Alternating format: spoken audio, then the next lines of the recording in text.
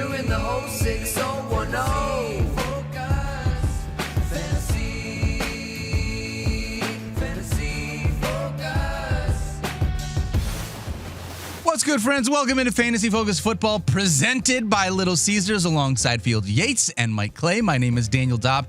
Here, excited to give you a very big show today. We have our Week 10 preview part 1. We're going to dive into the wide receiver cornerback matchups as we always do as a part of the playbook. But first and foremost, it's a beautiful Thursday with some two beautiful dudes. How you guys doing? Thanks, Doing man. great. Thank you. Yeah. Happy Thursday to everybody. We got football back tonight. So excited for that. Yep. It does feel like this time of the year, it's a little bit different because we have other sports available to us. I think I said this What? exactly. NASCAR ended, I was going to say, you're wearing a NASCAR shirt right now. Yeah, I'm in mourning, so I'm wearing my Chase Briscoe. Why are you mourning? Didn't he win? No, he didn't win the championship. He was in the Final Four, but he had a great season. Actually, everything's coming up, Chase Briscoe. He's a big Colts fan. Yeah. Oh, wow. It was his first year. He replaced Martin Truex in the 19 at JGR and went to the Final Four for NASCAR. And his fantasy team's crushing it, he tells me. Nice. So. Is NASCAR similar to football where they talk about how the lower numbers look faster? Like the 0 car and the 1 car just look faster than the 68 car? I don't know. I mean, the lower numbers are pretty popular, but you have some super, one of the winningest It was all time 67. Is no 6-7. That was there is no. Jeff Gordon was 48, right? No, he was 24. Jimmy Johnson, 48. Jimmy One of Johnson the was best 48. all time. Yeah, Dale Yeah. Earnhardt was a 3, though. 3, so it could go obviously. either direction. Yeah. Or Dale Jr., big Commanders fan, big fantasy guy, guy, was 8 and 88. So he did both. So yeah, it's all. Look at that. I now know more about NASCAR in the last 90 seconds what I'm than here I for. ever had in my entire life. I'm mourning it this week because it's over. They just had their. Their awards ceremony and all that stuff. Yeah. So now it's on.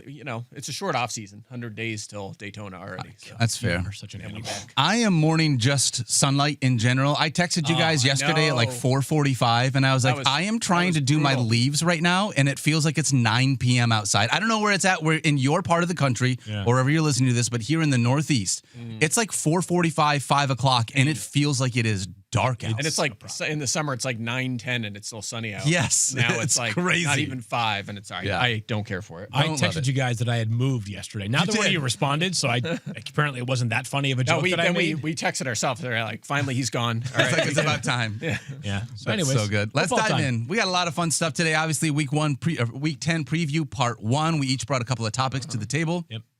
Moody in the chat as well. Oh, yes, that's right. Let's shout out our friend Eric Moody. We love Eric Moody as well, hanging out in the chat every single week. Follow him on social media in case you don't, at Eric N. Moody. He will answer your questions there as well as in our YouTube chat.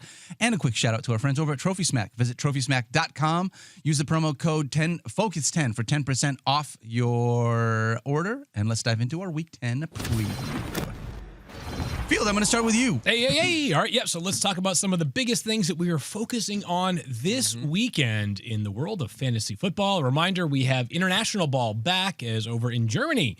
It'll be the Colts and the Falcons. I do not know who the home team is by definition. Last week at this time, we were talking about, hey, is Danny Dimes a lineup lock? He then played the Steelers, and he had one of his worst games of the season. He had just over 14 fantasy points in Week 9, his second lowest output of the season.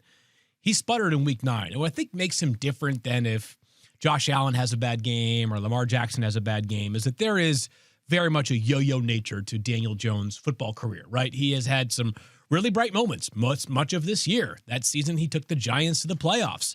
But beyond that, it's been 50-plus rushing yards that year or something like that? Yeah, but he's also had a lot of duds along the way as well. So when he has one bad one, it kind of makes you a little bit more weary than it would for a Josh Allen dud or a Patrick Mahomes or Lamar Jackson dud.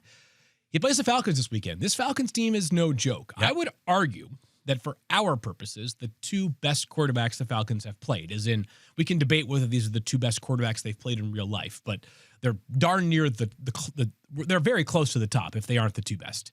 Are Drake May and Josh Allen. Do you guys agree? Yes. Agreed. Drake May, Josh Allen, 2 of the 5 or 6. I mean, Josh, one of the 2 or 3, and Drake's probably one of the 5, 6, 7 best quarterbacks in all of fantasy. Yep.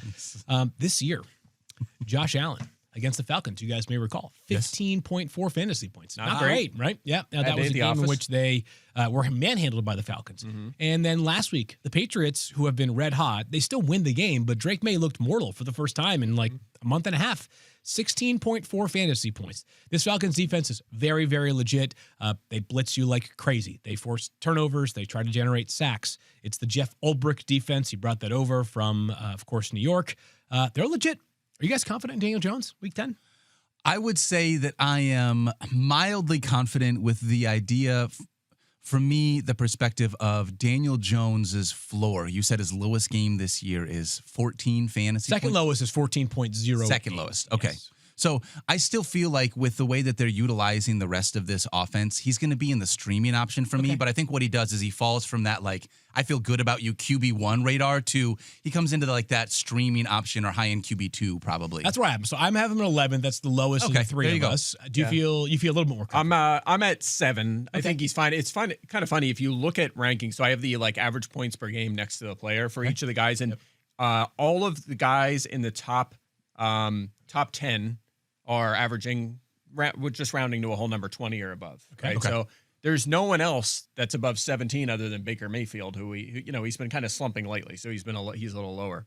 So there's a big gap there. You have this tier of all these guys averaging 20 plus, and then you have everyone else is at almost 18 with Baker, but 17 or below. Who's the Jones lowest is in that of top 10 tier? Who's in that top? Who's the bottom of that top 10? The bottom would be Daniel Jones and Caleb Williams. But Jackson Dart is technically at 17, but some of those were games he came into. Sure. He's obviously Games he's at way 23 up there. plus. if you look at starting, So I think it is Yeah. Jones and Caleb are at high 19s. Okay. So when we had talked about we had a line for what we expect for a starting quarterback. If you're saying the top 10 averages 20 fantasy points, we put 18 on it. It's that probably feels about right. We have an expectation of a top 10 game. Yeah, we talk about this, and I just want to reiterate it a bunch of times, is that it's, especially in this middle portion of the season, a lot of sort of the foundation of a lot of the topics we generate is actionable content, right?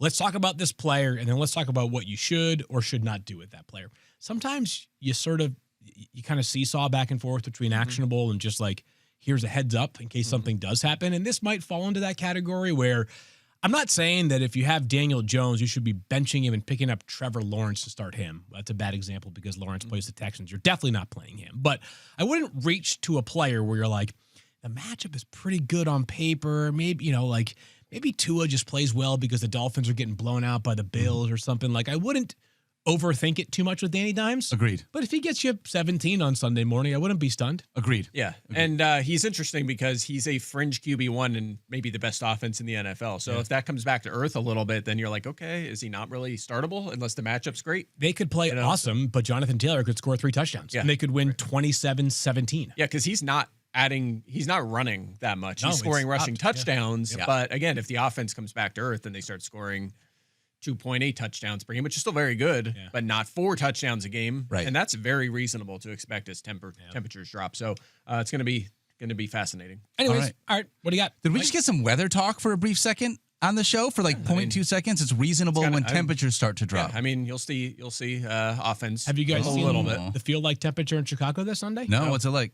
The feels like low is 13. Ugh. I believe the feels like high is 23. All right. And we don't really care about that unless it's windy. That's what we care about. It's Chicago, of course, is going to be somewhat windy, but not 40 miles an hour. That's or the something concern. Yeah. Gross. All right, Mike, you're up. All right, first one for me, I'm going to talk about a quarterback and his playmakers around him. It's actually just so happens to be on the bottom of the screen. The Commanders' offense. It's gone now from the screen. So end of topic.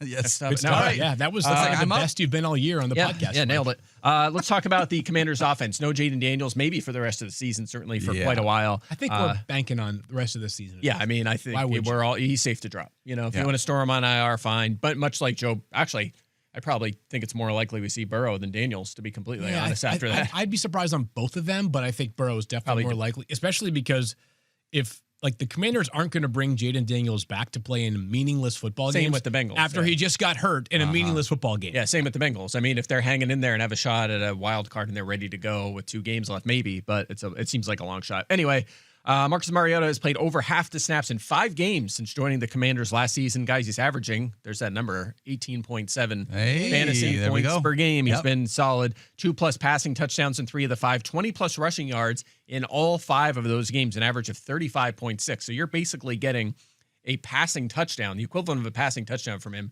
just from his rushing yardage, not even touchdown. So that helps. He does have the Lions this week, 5th lowest EPA against the pass. They're top 5 in sacks and interceptions, Daniel. They've been crushing it defensively, much like they did in the first half last season. So it is a tough matchup. I'm not going to stream him this week, but I do think he will be streamable some weeks when the matchup is right going forward. So keep that in mind. As for the skill guys, if you look at the 3 games he started this season and played throughout, so there's 3 games he started, he played the whole game. No commander is averaging more than 12.5 fantasy points per game, other than him, of course. Okay. Really? Who is that? Yeah, it's number 1 is Terry McLaurin. Oh, He's at 12.5, Yeah. 2 games. And number 2, a hair over 10 points, is Luke McCaffrey.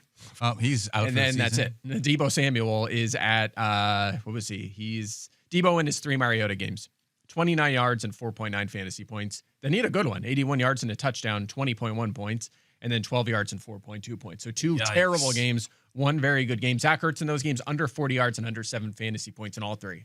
So the skill guys have not been good at all with Mariota. He is hung on the fantasy radar. I think the way to approach this is the running game you're avoiding. Cross-key merit, desperation, deep league, flex, especially non-PPR, but avoid if you can. Zach Ertz is a tight end 2, probably not starting him. And Debo Samuel is a lineup lock because Terry McLaurin's still out. So I'm still starting Debo, but the skill guys are not in a good spot in this offense right now. Debo has taken a dip. You had mentioned this when we were looking at my focus lineup. I thought I had something earlier in the season with Debo because he was the guy. He feels just more containable at this point for defenses. Remind me next year, like October 1st, like veteran who comes up to a red hot start by default. Immediately sell him. It's a sell high candidate. Yeah. Like just when we're talking about sell highs, Yeah. I understand that it's easy for us to get clung on like, hey, whatever. Like Roma Dunze, do you sell high there? Maybe you should have, but it's also possible that Roma Dunze gets back on track and I'd be top buying 12 wide receiver. He'd be one of my number 1 buy. But at the time in October, when Oh, you're yeah, like, yeah, do you sell high now? I'm just saying, like, sell old guys. One of you guys, this is not an old guy, but I just want to give one of you credits. Unless I shouldn't, we'll figure it out as I do this. But one of us, when we were talking about Xavier Worthy, I thought it was you, Mike. You were saying like maybe the whole thing with Xavier Worthy is when he comes back after that first big game because we were worried about how he's going to hold up with his shoulder. I would just sell him as soon as he has that first. We talked big game. about that before he came back. Before he came back, and then he came back, had 1 big game with 17 some fantasy points, and I don't think he's topped really 11 fantasy points. My thought since though then. was, will he get hurt again? Though it wasn't necessarily performance. I was more optimistic. Field, I think, was a little more pessimistic than I was, but it just hasn't happened. Selling high is just such an interesting conversation, regardless of who it is, because it's like everyone has a different line. Yeah. Am I willing to like continue to hold? Do I think that there's more here? Do I just want to get out because I don't believe in it? Like it's such a trading in fantasy football is one of my favorite things. There's a lot of ball game left, obviously, in the season, but like, can you imagine Xavier Worthy going 0 games this year with 20 or more fantasy points? No. It hasn't happened yet. Especially if we started the Wonder what his season high without is. 6 weeks with no Rashee Rice, and obviously he missed a bunch of that time. I think but it's going to be hard for him to fail in this offense, though. I mean, they came back to earth a little bit last week, but if they continue to roll and score 3-4 touchdowns a game, he's going to get. He's going to have to get his He's too sooner or big of later. a part of the offense. That's What do you fair. think his highest score so far in a game this season is? I just got this confirmed. That The first first game that- back. 17.1 fantasy points. Yeah. Wild. And since then, it's been all single digits, right? Think Or about close some to of it. the random receivers that have gotten to 20 plus points. And you're like, Xavier Worthy, a first round pick a year ago, can't get there. Yep. Anyways, Trey Tucker, I 41. digress. Dude, Yes. Torrey Horton caught 2 touchdown passes this last week. All right. All right, here we Are go. we first thing, a little bit of news, just as a reminder, yesterday we talked about how Jacoby Brissett going to be the starting quarterback for this team. It is now official that Kyler Murray has been placed on IR. He is definitely going to miss at least 4 games. Can we do a poll question? Yeah, let's do it. Or a chat poll question? Yeah. Will Kyler Murray ever play a snap for the Cardinals? No. We I know say Mike's no. answer. I would also say no. I'm going to say can't- I don't want to influence the audience yet, so I want to see what Oh, they should say. have waited. Okay. Yeah. I'm interested. It doesn't feel like things are great over there in Arizona I right think now. if you're a Cardinals fan and you go through the whole off season, then you just go right back into week 1 with the status quo. I think that's going to be hard. Agreed. It's going to feel like you're just living in purgatory at quarterback, and so many teams do that. There are people that get frustrated when people that grew up as fans of a team then cover that team because they think they do it with a biased lens, or through a biased lens. And I mean, listen, it's the world we live in today. A lot of people have a platform. You definitely see some people that still have the Cardinal colored glasses or the Packer covered my glasses, goodness, the yeah. Jaguars covered glasses, the Patriot, whatever the team is, covered glasses. That being said, I've also found like some of the people that admit they're fans are my favorite people to follow cover the team because they wear their heart in their sleeve and they're like, there are Cardinals fans who are like, no, never again. Like if he comes back as my quarterback, I will be so disappointed. Like everybody can call this whatever they want to call it. He got flat out benched. Like the foot thing happens to help the cause here, but he was getting close to coming back. And then, 4 weeks into the recovery, they're like, you know what? Let's go to IR. Yeah. Maybe not. No way. Let's just do that. Let's go to a 33-year-old quarterback that we know isn't going to be the future of our franchise, but he's just playing better right now. So I want to ask you guys, I looked at this ranking. Are we ranking Jacoby Brissett too low? Field, you talked about Seattle. Yeah, that's the problem. All right, so let me run through this a little bit. Jacoby Brissett, in his 3 games that he started this year, 21.7 fantasy points as QB5 on the season. Okay, yeah. He had 20.7, 19.7, and 24.8, so no game below 19.5 fantasy points. And the Seahawks are good, but I just want to run through the quarterbacks they've played. Okay. Yeah. Okay? Jaden Daniels, he's QB12 on the season. He's still Jaden Daniels, but, he has not played well. Baker Mayfield, he's still Baker Mayfield, but he's quarterback 13 on the year.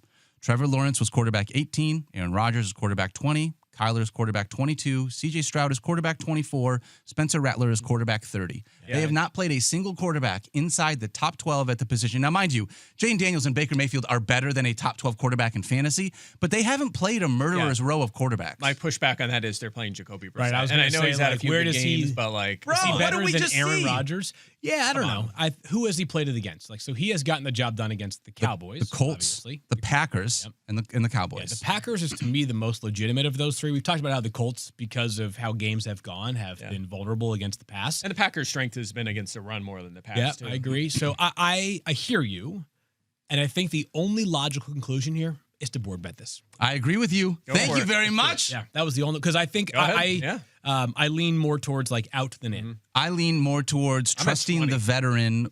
What did you just say? I'm at 20. You have him as quarterback Let's go to the 20? rankings. I forget where I have him. Do we have our 3 people ranks up there? in Seattle. 15. Are you Okay. kidding me? In- I've got a 15. You're at 13. Mike's at 20. All right, so where do we put Oh, it? you're in the middle. So I guess I have to board bet this. Do we I'm the put it lowest at- one. Yeah. 16? So A top- I guess so 3.5 would be 16.5. So like 16 or better, Daniel wins. 17 or worse, Mike wins. Yeah, Okay. Yeah, whatever. I like I mean, that. as long as you agree to it. I agree with I'll that. agree with Okay. whatever. Yeah.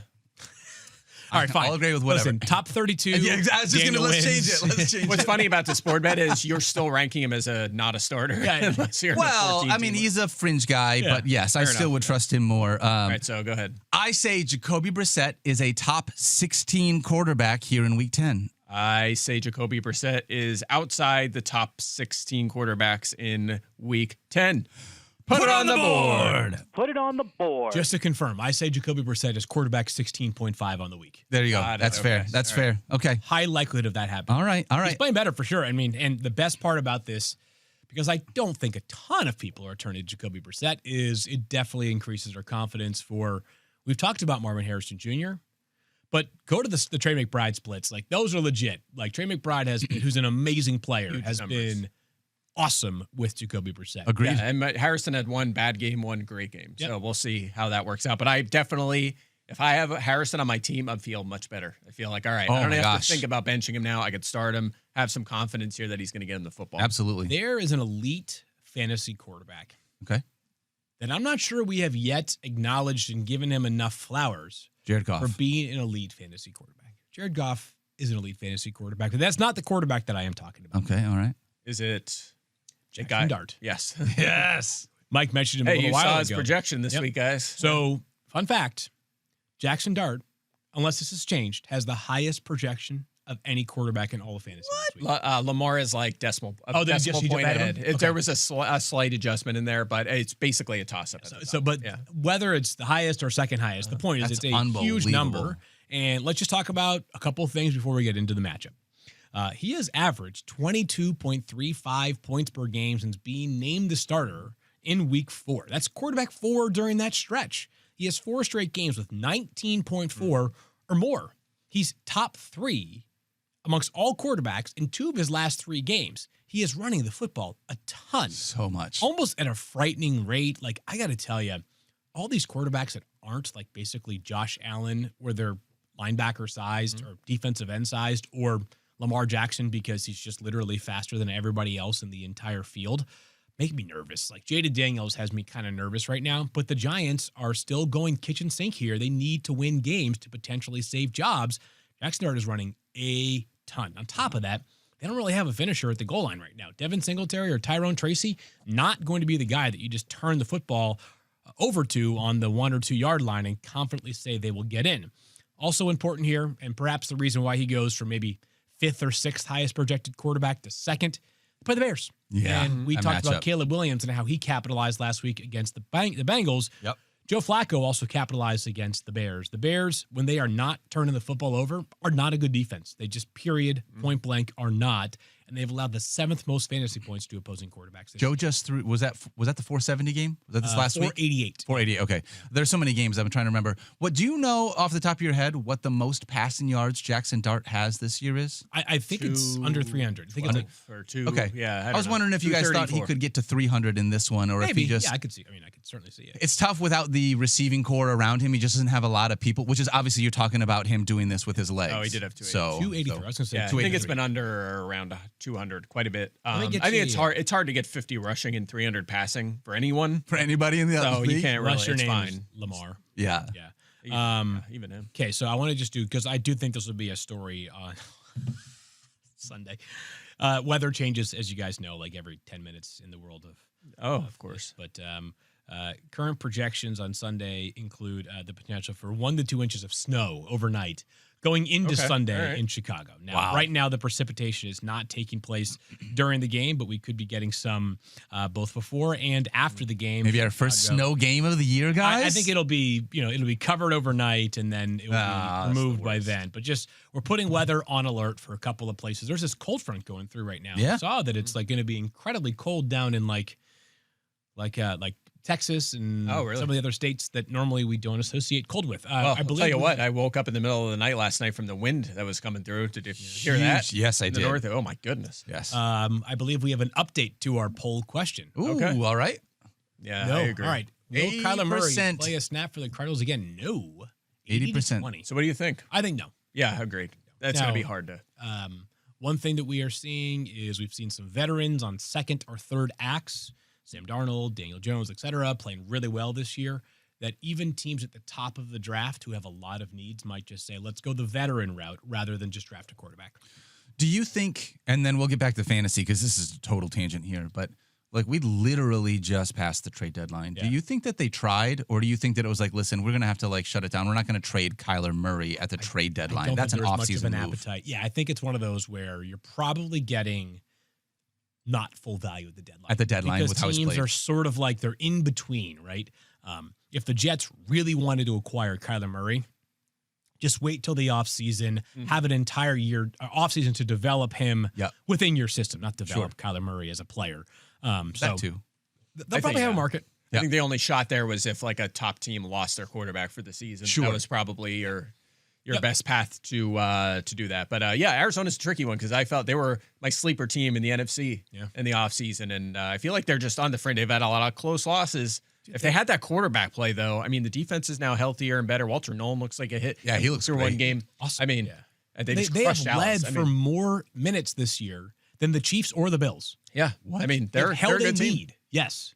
They're a good team. It's insane. Wow. They just can't finish games. They cannot Wow. finish games. All right. right. So just Let's put a finish pin in this it. segment. Jackson Dart.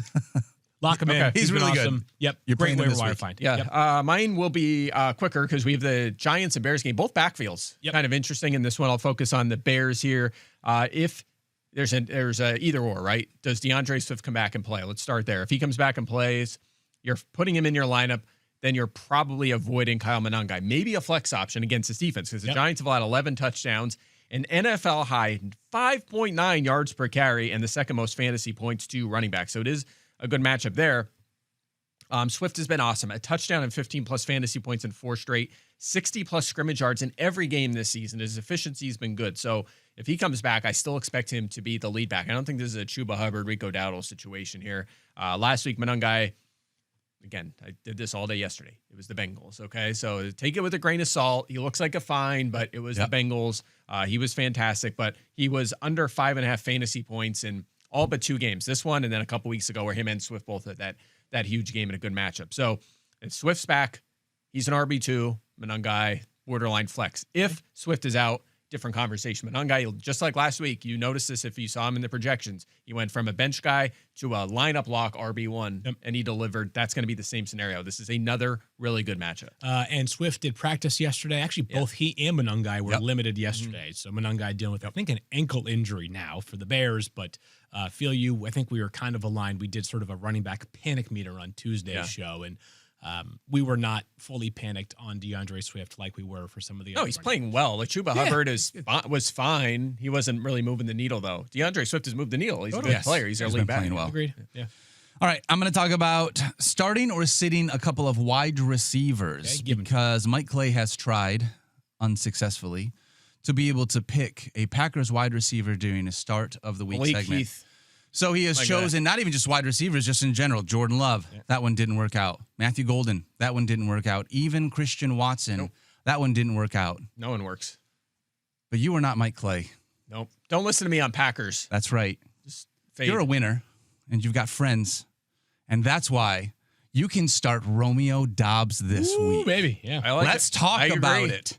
No Tucker Kraft, no Jaden Reed, no Matthew Golden since week 4. Do we know that on Golden, or did he? Sorry, he is not officially out, He's but he is day-to-day, per Matt yes. LaFleur. So there's a chance he's out at the very least. Since week 4, Romeo Dobbs has a 25% target share in this offense.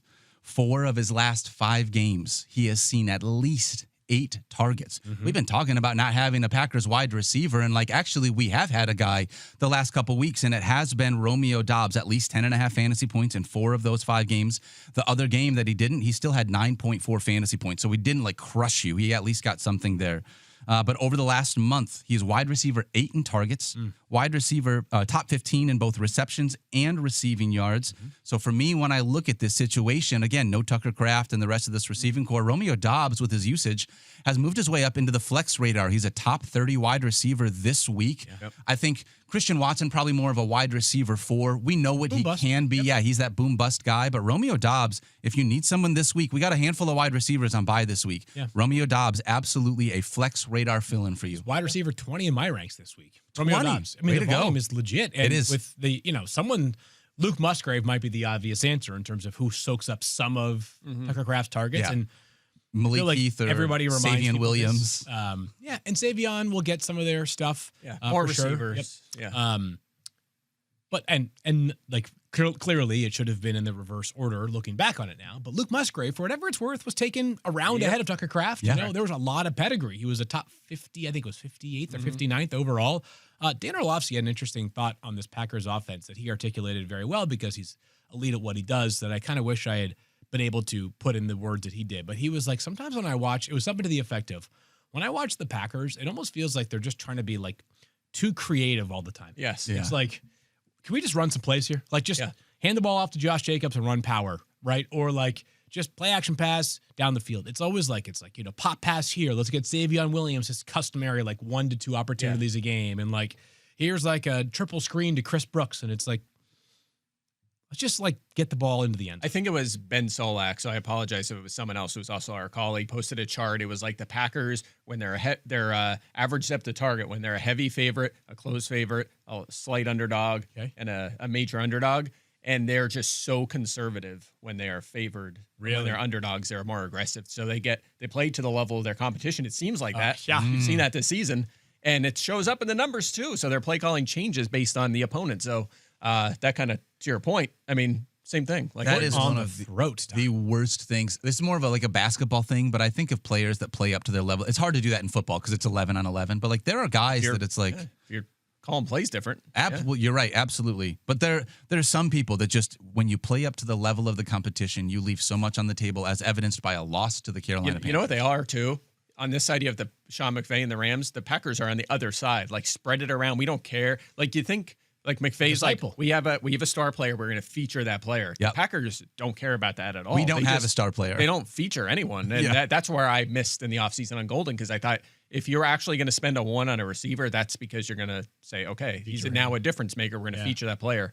And that's, by the way, that's my concern with Dobbs too. I'm optimistic too, based on what we've seen. I have him 25th, in my rankings at receiver, but I'm worried it's just going to the bottom could level always back fall out. Absolutely. Yeah. Also, chance he's shadowed by Quinyon Mitchell. I don't think he will be necessarily because Christian Watson's Maybe now Christian on the other Watson side. will be shadowed. Yeah, I don't know. I just think he probably doesn't shadow, but it might be Dobbs based on what's happened the last month. You had a second receiver, right? Or was it just one? It was Christian Watson. It was Okay. just saying that if you Oh, a were couple going of to use Packers him, receivers. yes, that's Yeah. right. Okay. Yep. We've already addressed this in some different ways this week. Okay. But as we think about like elite receivers, again, not whether you're playing him or not, but whether he can win you your week or not, did J.J. McCarthy's performance in week 9 instill any more confidence that Justin Jefferson's going to have like 30 points pretty soon in a game? I wouldn't go that far, but Okay, not really, right? Like they play the Ravens on Sunday. And I think for a while it was fair to say like you play the Ravens, that means great things. Fun factor, the Ravens this week 6, 13 points per game allowed. Like this is sort of what the Ravens have been accustomed to being, right? 13 points per game to teams or to the quarterback Sorry, position? just the teams. Teams, Like okay. they were allowing just over 35 points per game prior to that and 13 points per game. So Wow. smaller sample size, Yeah. obviously, but still, they have been better. The eye test suggests that as well. One of the big things that's taken place since then is they traded for Alohi Gilman from the Chargers. Kyle Hamilton has become this box player as opposed to being stuck playing free safety, basically. So I bring those sort of non-fantasy points up because it does impact opposing passing games. And J.J. McCarthy has yet to throw for even 160 yards in 3 starts. Like, I know it's a small sample size, but 160 is not some huge bar to clear. And on top of that, 66 passing attempts in those 3 games. If this Vikings defense plays like it did last week, that's bad for the chances of J.J. McCarthy's offensive explosion taking place. So he's Justin Jefferson. Of course, he could go off for 22, 23 every single week. I just you came into the season saying to yourself like I could expect 22 fantasy points 10 times this year from Justin Jefferson, and that's probably not going to happen. Can you put a little context for our people at home? You said 66 pass attempts in 3 games. 3 games, yeah. So he's averaging 22 pass attempts in a game. Yeah. What's like league average for pass Probably attempts? 10 more than that. Say Yeah. somewhere between 30 and 35. Okay. I mean, Joe Flacco throws the ball 50 times a game. Well, right, obviously. Bad yes. example. But the point is that I think if you're getting between 29 and 34, that's a reasonable expectation. I guess I'm a little bit higher, and maybe some of this is scar tissue coming off of watching him in his 3rd game play really well against what I thought was a tough Lions defense. He didn't have to do a lot though because he was given short fields. I don't want to fault him for that because he still found his way to get in the end zone. Like that's the positives. I thought he made a handful of huge plays. sure did. I didn't think he played great on the whole. Okay. Right. I would agree with 56% of his passes. He completed 56% of his passes. Well, it's also his 3rd start in the NFL, but that's part of But the that's part of the the analysis. conversation, Yeah. right? I get that. 56% of the passes. I'm not like, hey, he only completed. If he completed 62, I'd be like, all right, 62. You'd like to be above that number, but it's not awful. But did I see? 56 is pretty low. Was there anything that I saw from J.J. McCarthy that would make me feel like all of a sudden I have to either panic or feel like Justin Jefferson just to the moon? Yeah. I don't think so. No, and on top of that, it wasn't like, we've seen backup quarterbacks like Mac Jones, who, by the way, might start again on Sunday. Crazy. We should talk about that at some point. Table that thought for a minute. Yeah. But, like we saw Mac Jones last year completely unleash Brian Thomas Jr. Yep. In part because they just peppered Brian Thomas Jr. with targets. It's not like they're peppering Justin Jefferson with targets. Not Now, like you they could- have in the past. Well, they haven't had a shot. I mean, the offense has been so low volume. Yeah. So what I was going to say is let's hope they're trailing Baltimore and we actually get one look at McCarthy throwing 40 passes. Sure. Yeah. Fair You know, enough. we need that situation. We haven't seen it yet. He just hasn't been in that position. And then we'll see if he throws for 340 yards and Jefferson is 147 and we're good, Fair. but we Yeah. just haven't seen it. There's been no opportunity in this offense. I missed where you guys have Jefferson ranked. And again, the number doesn't really matter in the 4. sense that you're starting him either way, but my ranking is a little bit lower than where I know Mike is at. I'm at 6. You guys are at 4. So, I mean, we're nitpicking here, but I say slightly Justin lower. Jefferson's a top 5 wide receiver. Dude, okay, fine. Take Take that that back. bet. I say Justin Jefferson is not a top 5 wide receiver. That's amazing odds for me. That's good. That's good. All right. Mike, Any do you have more- another yes, one? Yeah. Last one for me, another receiver, Juwan Jennings. This is a guy that's trending up right now. Speaking of Brock Purdy. Speaking of Brock Purdy. 4 for 41 and a touchdown last week. 14.1 fantasy points were his most since that big week 2 game where he had 19.9. Yep. But he hasn't cleared 45 yards in a game since week 2. That's the bad. The good is his 24.7 target share over the last 3 games is almost identical to what he was at last year, 24.9%. And he was 24th in fantasy points at receiver last season. They're playing the Rams. They've only had 5 touchdowns to receivers, which is very low, but they're top 10 in catches and yards. And you may remember it was Thursday night when these teams played about a month ago. And in that game, Kendrick Bourne just had no trouble getting open at 10 for 142 as their top receiver for the 49ers. So Jennings trending up, presumably getting healthier. Yep. He admitted he was very beat up a few weeks ago. But a guy I feel confident starting right now, and even this week in this matchup. Would you say his target share was over the last 24.7%. And that's over how many games? Last 3 weeks. As he's been back and healthy, now he's like getting his target share back to where it was last year. Perfect time to have this conversation then about Brock Purdy. I don't know, guys. I don't know. Is this do you feel like don't this think is it's similar Kyler to Murray. Kyler? Not that bad, but like similar. Maybe. No, he just signed a contract. Like he wants to be there. Let me ask this differently. Let's say Mac Jones has been horrendous the last few weeks. Do you think Purdy's more likely to start this week? That's the question I'm asking. Yes. Okay. I think that they are very much comfortable continuing to buy themselves time because of the way that Mac is performing. Absolutely. And I get it. It hasn't always been perfect, right? But sometimes it's not just like how well, like what the numbers tell you, but like, is the quarterback functioning well within the offense? Listen, I know they took Trey Lance. The worst kept secret in NFL history is that Kyle Shanahan loved Mac Jones. Yeah. And he wanted to take him 3rd overall in 2021. Yeah. I don't think that love has gone away. Mm-hmm. So they have a bye in week 14. There's a part of me that's like, could Mac Jones be their starter through the bye? Maybe. I think I mean, if he's horrendous against the Rams this week, maybe they're like, all right, I mean, time to go back to Brock. One pumpkin game Brock could is still definitely their turn it future. over. Yes, no doubt. Yeah. Maybe. Maybe. I don't know. I mean, at this point, I'm just now I'm now in the point where like unless your name is Patrick Mahomes, Lamar Jackson, Josh Allen, it's like Jalen Hurts. Like I just don't call anything a certainty anymore. But my point is that with the way that Mac has played, it's definitely above the line that you need to be above in order for a coach to say, we're going to continue to let the other guy get healthy and we're going to continue to start you.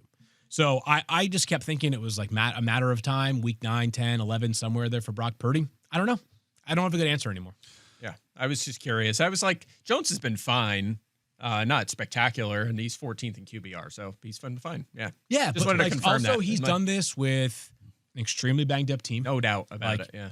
I'm not saying he has been as productive as Brock Purdy has in prior years, but like, George Kittle missed 4 games or 5 games because of an injury. There's been barely any Ricky Pearsall, no Brandon Ayuk, Deebo Samuel got traded. The offensive line's dealt with some turnover. Like it's been all things considered. Everybody on the 49ers has impressed me this year. I think I think the Rams win this one comfortably. I do too. Honestly. Yeah. And maybe that changes things. Yes, I honestly could. I can't. The 49ers are one of them teams, much like the Packers receivers. I cannot figure out the 49ers. It's like last year they were healthier than they are now, and they couldn't win a game. This year they're a mess, and on paper they should not be competitive, and they're winning. Yep. They're a bizarre team. I would like to throw one thing out about the 49ers that I'm going to watch in this game. We're not doing what are you watching in these segments, but 25% target share over the last 3 games for Juwan Jennings. Yeah. Those 3 games coincide with something that I brought up to you earlier this week, which is George Kittle having 2 targets, 5 targets, and 4 targets in his 3 games that he has returned. Do we start to see Mac Jones and George Kittle develop a little bit more of a connection? Because even though he's found his way in the end zone, he hasn't been getting a big target share, which is why Juwan Jennings has a 25% target share when Kittle hasn't even top 5 targets. There's room for both. Kittle's generally around 20%. And he can get there, and you could still get 25. I mean, we saw it last year. That's where they were last year. That's where they're at. Yeah, there's no Pearsall right now, so who else are you throwing to a receiver? Right. Yeah. Last one, Dallas Goedert. Are you trusting him against the Green Bay Packers? I just wanted to bring it up because in case you didn't know or you hadn't been paying attention, we don't talk about Dallas Goedert as like a top-tier tight end name in fantasy football. He's kind of been that, though, this year. He has 1 game below 10 fantasy points. Is that it? One game where he has not scored 10 one reason fantasy why. points. He keeps scoring Keeps scoring touchdowns. This is part of the conversation. However, I just want to say Devontae Smith and A.J. Brown can't say they only have 1 game without double-digit fantasy points, so he has been unbelievable. Mike did mention it. He has been a little bit touchdown dependent. No, a little bit. A little bit. He has scored in 5 of his 6 games, and those 5 games he has 7 touchdowns. So 7 touchdowns in his 6 games, under 40 yards. Already. Under 40 yards in 5 of his last 6 games, 3 or fewer catches in 4 of those 6 games. Yeah. So I want to ask you guys, what is the difference between a Dallas Goedert and a Dalton Kincaid in fantasy football this year? Higher target share and More playing time and target share for Dallas Goedert. They feel like the same player, but I also One's feel been lucky, one's been better unlucky. about Dallas Goedert than Dalton Kincaid. That's totally fine. Like I think when you're talking about these tight ends, right? So there's the class of guys that it's like, even if they're in a little bit of a rut, you're still playing. You're still playing them. A la George Kittle. Yep. Brock Sam Bowers. Laporta. You're still playing those guys, right? I think Goddard's graduated to the top of the class where. If you have, I'm sure you have your rankings pulled up. I do. Just start start naming McBride, Pat, and Bowers are top tier. Then Laporta, Warren, Kittle. So your top 5. Then you have Kyle Pitts, Arondé Gadsden, Dallas Goedert, and then you get after that. It's like Henry, Kincaid, Fannin, Theo Johnson, Andrews. So if you have any of those guys, Theo Johnson and Dallas Goedert, you're just playing Dallas Goedert. Yes, like, better absolutely. offense, higher chance of a touchdown. Yep. That's where I'm at with Dallas Goedert. Agreed. So do I fully trust him? Am I totally guaranteeing 10 plus fantasy points? Of course not. Definitely no. But it has continued to happen over and over in this every game offense. but one. Yeah, I mean, here's the thing. He's averaging 14 points per game. That would put him 3rd on the list of all the tight ends in our rankings this week so far this season. Yep. We have him ranked 8th for a reason, or in that vicinity for a reason. We expect him to come back to earth. He's not an elite guy. He's absolutely on the list of sells. Like that's a guy you try. If someone's buying in him as a top 3 or 4 tight end, you take advantage. Now of that being every said, time. 7 touchdowns in 6 games. He is plus 225 at ESPN Bet for an anytime touchdown right now. So see, they're smart. I would at least smart. at least think about it. All right, now it's time for the real deal presented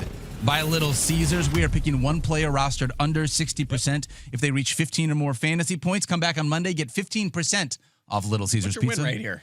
I have won all but 1 week. So is that 4 let of you down? 5, 3 of 4? It was 4 of 5 weeks so far. crushing it. Nice I don't job. remember who let me down. Wasn't it like by a very narrow margin? Yes, I believe that it was. It might have been Michael Penix. It might have been. Yeah, I think you're right. Yeah. It's those lefties. You can never trust Who was those that? Last week it was southpaws. Dart, right? Last week, yeah. It was a really good one Can't last pick him week. this week. No, I have decided I'm allowed to pick the same player more than once, but I will never pick the same player in back-to-back weeks. I'm going to continue to rotate for the spirit of the game this week. Spirit of the game is telling me to play J.J. McCarthy. Okay. Projected for 17.7 fantasy points against the Baltimore Ravens, rostered in 38% of leagues. Fields, you already talked about J.J. McCarthy a little bit earlier in the show, but Ravens have allowed the 9th most fantasy points per game to the quarterback position this season, allowing almost 19 points per game. Baltimore has. They've obviously tightened up a little bit here recently, so we're going to see. Going to be a stiff test for J.J. McCarthy, but coming out of this big game against the Detroit Lions, he is our real deal player of the week here in Week 10. They say JJ, life get is it about done. balance, right? And so I cut him down just for Daniel to That's right. build him back up. Hey, basic training. he can be a limited passer and still get to 15 points because of his legs, much like he's still Jackson running. Dart has done at times this year. So Yeah, he had a rushing touchdown last week, I believe, unfortunately, which was his rushing in unfortunate. all 3 games has been good. I think he has either 30 yards or a rushing touchdown in all 3, something like Meaning that. Or JJ. 20 yards. Yes. JJ, yeah. Yep. He had a rushing touchdown in week 1, also in week 9, and then not in week 2. All right. Let's dive into the Shadow Report presented by Mike Clay's Playbook, brought to you by It's a Brook now. Yeah, that was a thing. All right, Mike, give us some wide receiver upgrades for this All right, one. Chase upgrades. Briscoe's presenting it. Opposite of earmuffs for Daniel, Jamison Williams and Amon-Ra St. Brown against the Washington Commanders. Yes, please. Commanders' 2nd most yards, 6th most fantasy points, and 11 touchdowns already to receivers. And you may have seen Marshawn Lattimore, IR. Done saw that. for the season with a torn ACL. That means Mikey Sanders still, who we've seen him get beat a few times this year, hasn't kind of made that leap. Jonathan Jones, who's playing on the perimeter now. He's a longtime slot guy for the Patriots. And Trey Amos is the other perimeter corner. So Round pick. Yep. yeah, so they are in a tough spot, and your Lions are in a good spot here Jared in Goff. Week 10. Yeah. Yeah, absolutely. Huge bounce back because of how embarrassed they probably were this last week. I think lots online for this past Oh, for the game. line, yeah. I mean, Commanders too, you could say, but I don't think they Well, have it's it. a little I think their different. season's not going the right direction. Quentin Johnston and Keenan Allen and Ladd McConkey going up against the Pittsburgh Steelers. Again, a defense we, much like Baltimore, at some point expect them to turn the corner, but they cannot stop anyone through the air. The most targets, catches, yards, and fantasy points to receivers. They've allowed 50-plus fantasy points to the opposing wide receiver room in 3 of their last 5, including 55 points to Colts receivers just this past week. Yeah. So good news all around for the passing game out there in Los Angeles. And the final upgrade here is the Giants wide receivers. Wan'Dale Robinson. Really? Darius Slayton. And how about Ray McLeod going from cut by Atlanta to replacing Lil Jordan Humphrey as their promotion and then playing almost every snap last week. Well, he was cut from Atlanta. Did not seem like it seemed like there was a behind the scenes thing. Yeah, he was good way of categorizing it. Yes. But anyway, the Giants will take anything they can get, and he was a every down player last week. So anyway, we're upgrading these guys again. Chicago, third most fantasy points, the second most touchdowns with 13, and 9.8 yards per target. That's second highest to receivers.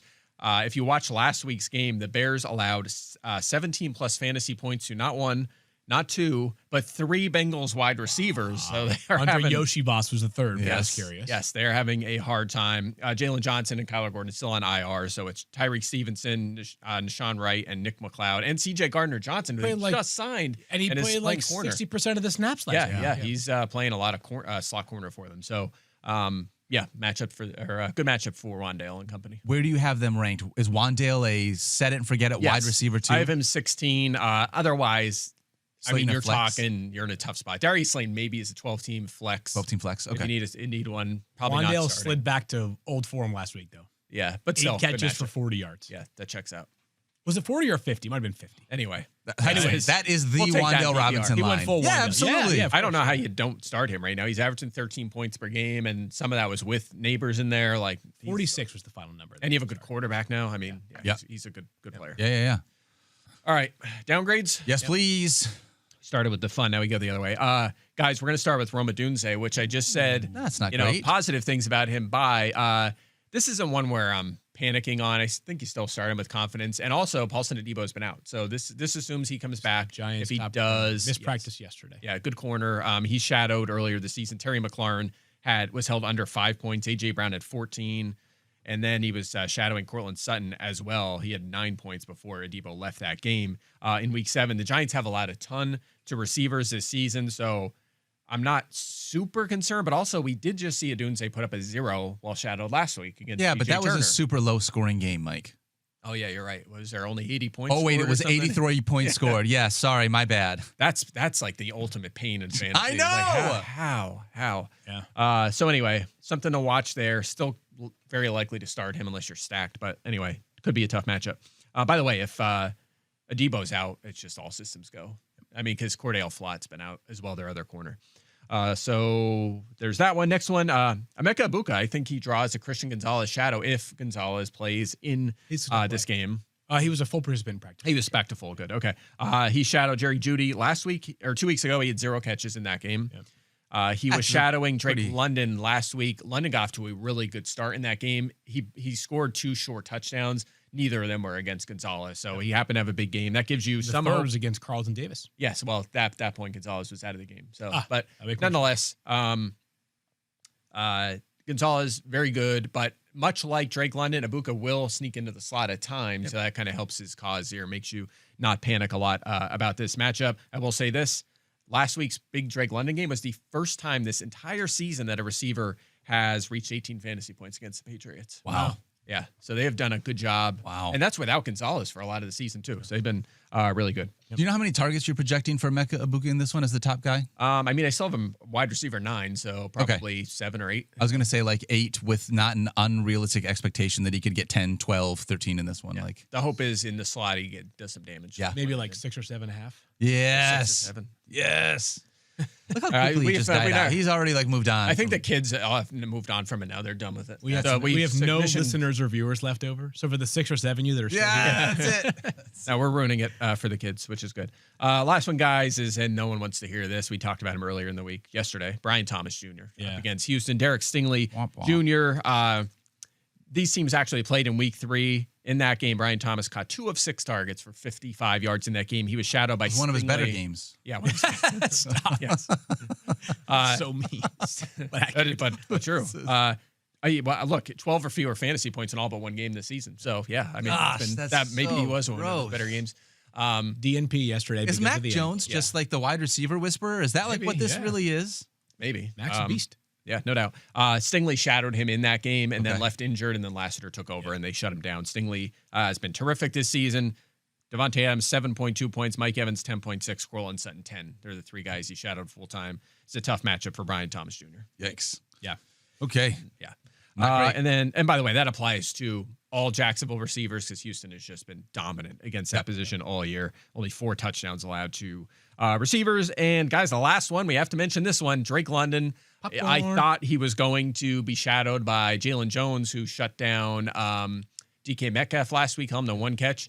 But now you have Sauce Gardner out there, so I don't think they shadow. I think you have Sauce on one side, Jalen Jones on the other side, Kenny Moore in the slot, and that's without Charvarius Ward, who's still on IR. I mean, they're in a good spot in the secondary. So we're going to downgrade the Atlanta pass off. This, I think, does not do anything to alter your argument, Mike, but there's also a chance that for a guy who's going to have 3 practices before he plays his first Colts game, that they just say, hey, Sauce, you cover him. Yep, Like, that's your responsibility. They very well could. Rather than having to have him understand a bunch of different defensive concepts. It's tricky. It's like, do you just follow that guy or do you just stay at home on one side? We don't know what they're thinking. So the point is, though, it's a good secondary. Yep.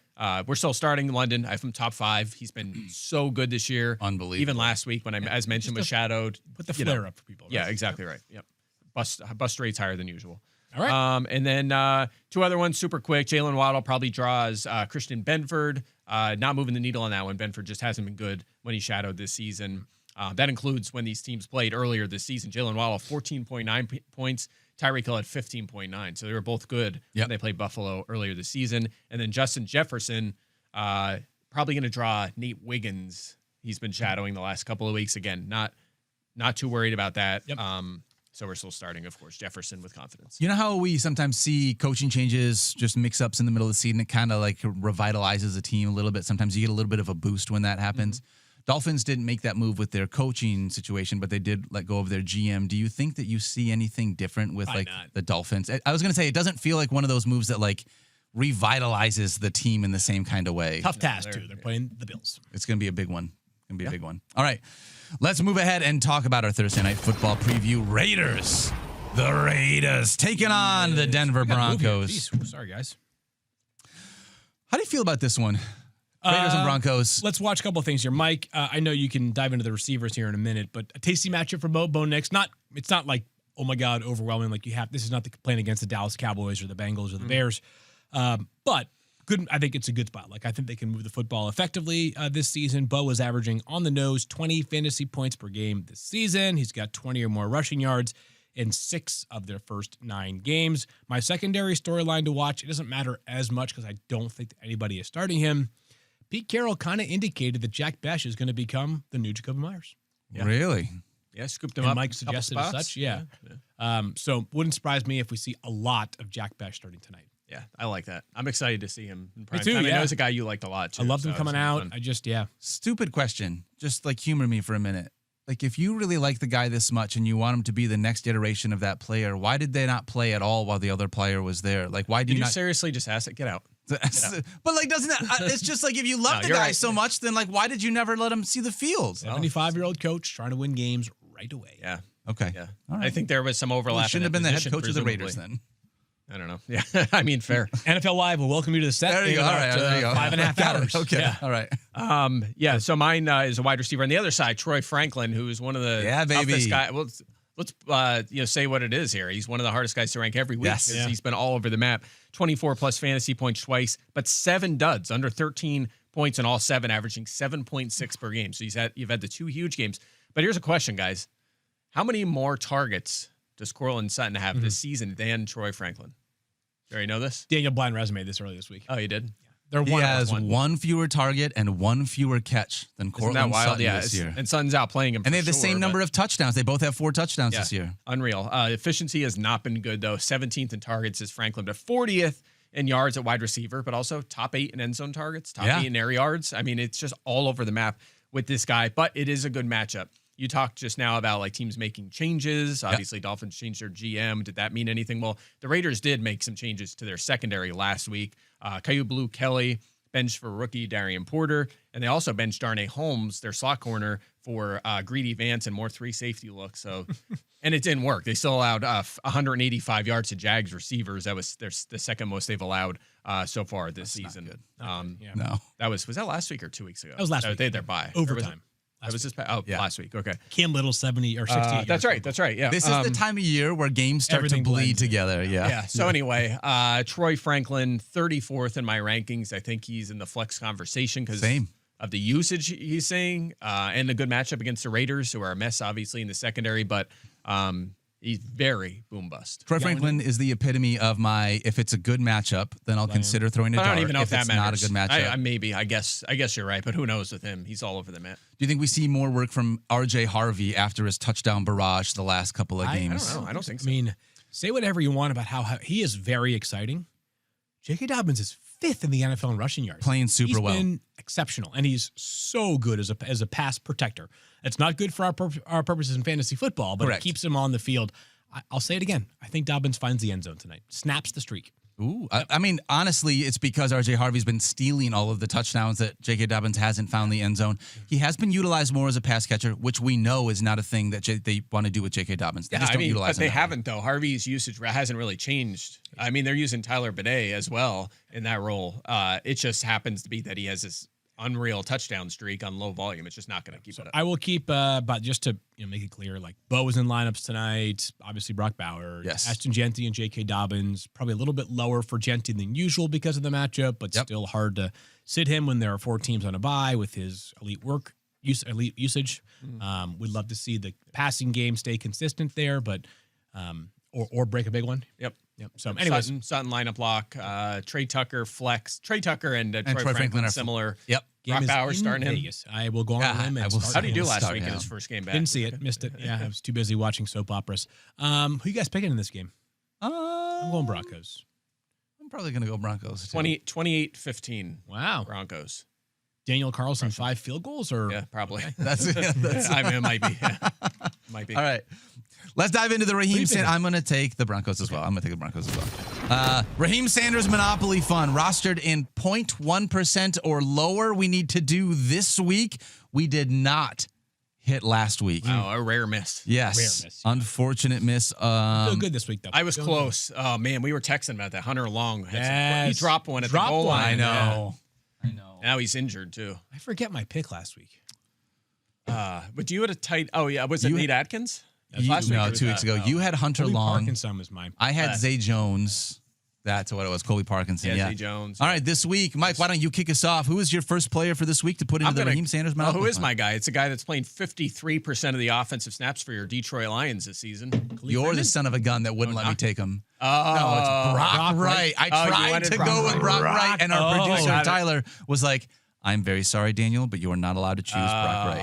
I could have went for a backup. Yeah, he's played a lot more than you think. Only 10 targets, but he scored on 2 of them. Yep. And both of those touchdowns came in pretty good matchups. Playing Washington this Yes, week, where they can score are. a lot of points. So give me Brock Wright projected for 2.6 fantasy points this week, but rostered in just 0.1%. All right, put your Monopoly money into the Monopoly Fund. I'm going to go with, because I couldn't take Brock Wright, the other guy that's going to get in the end Brock zone. Lesnar.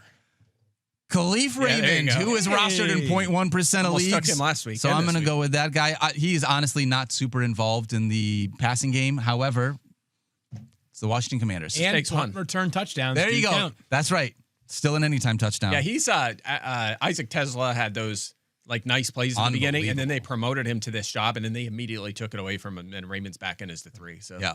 I'm going to go with not a Detroit Lion, although I do like each of your picks. Thank you. I'm going to go with a player who, honestly, when I was watching him last week, I was like, not only is he playing, he looks good. A reminder of why he was once a second-round pick. Traylon Burke. Greg Dulcich. Greg Oh, good Dulcich. pull. Tight end for the Miami Dolphins, who's available in 100% of leagues on ESPN.com. Julian Hill has missed the past couple of games. He, of course, was the Darren Waller replacement. So if Hill is out again, and I apologize, I did not check the Dolphins practice report yesterday, but if he's out again, Dulcich is going to play a lot. Yeah, I like it. By the way, in the spirit of this game, we were joking around last week about Scott Matlock scoring a touchdown. He scored a touchdown, scored a too. touchdown, So I it's know. too bad we didn't pick So him. I'm good. kind of mad about that. Julian Hill was limited at practice. All right, on that Wednesday. takes a bit of the wind out of the sails. That being said, That's all right. Dulcich still looks good, and he's got great hair. He does have He's got great hair. incredible He hair. does It's on have the great screen hair. right now, Yeah. Oh, look at that. Oh, my God. Amazing. He looks like one of the guys from, hilarious show back in the day of the 3 guys. Yes, working the it's same called office together, it's called Workaholics. Workaholics. Oh, That's yes. exactly. Yes, That guy from Thank Workaholics. you. Good God, call what on an that. I'm not going to lie. unbelievable I watch show. every episode of that show. And I couldn't pull the name, and I'm like, oh, God, what a great show. That's Yeah. so good. Our producers are going to go with Tyler Johnson as their Again, pick. Back to the well. All right. I like it. Yeah, I thought Rostered about in him. 0.1% of the league, so we're going to go with Tyler Johnson in that one. Hey, this was a fun show, guys. Great time. Thanks for hanging out on Do it Thursday again with us. tomorrow? Let's do it again tomorrow. See you all, All right, there. I'll be here. Today's show is presented by Little Caesars, and make sure you come back and hang out with us tomorrow on Friday. Going to be a great show. Part 2 of our Week 10 preview. Don't forget to love each other and be kind to yourself. You guys deserve it. Have fun watching Thursday Night Football. We'll see you guys tomorrow. Bye. Tennessee. You're in the 06010.